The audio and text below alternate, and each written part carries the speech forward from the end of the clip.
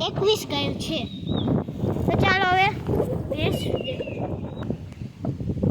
ચાલો તો અહીંયા 2 ભેંસ છે. બાકી જો અહીંયા છે.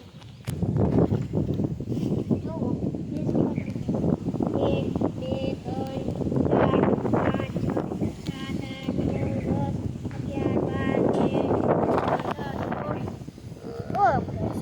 ભેંસો છે?